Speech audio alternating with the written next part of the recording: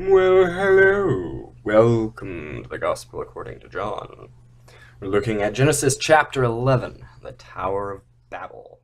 Dun dun dun dun dun dun dun dun dun. At this point, it says the whole world is of one language, even though in the last chapter it gave quite a bit of detail about people spreading out and creating languages of their own. Duh. As people moved eastward, they found the plain of Shinar, or Samaria, between the Tigris and Euphrates rivers, and settled down there.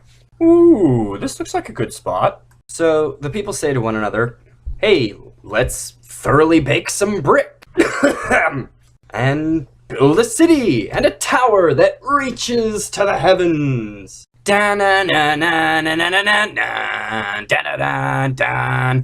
So that we may make a name for ourselves. Otherwise, we'll be scattered all over the place, like it said in the last chapter. But then God comes down and sees this amazing tower that the humans are building. Tower of Babel, yeah! And he's like, what the fuck, you guys? I don't want you cooperating and building things.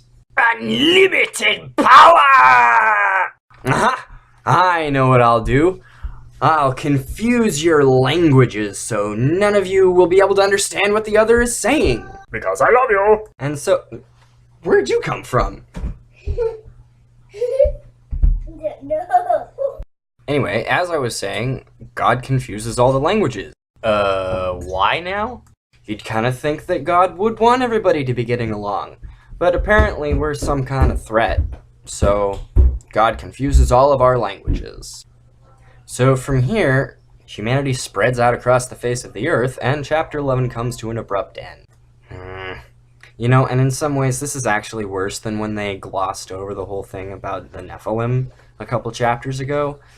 This is interesting information that I would like to hear more about. But no, just gloss right over that.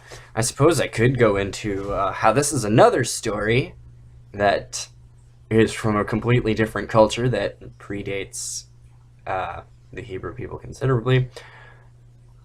But I think it's not really necessary. I wonder if they're gonna tie the end of this story into the next one with more begats.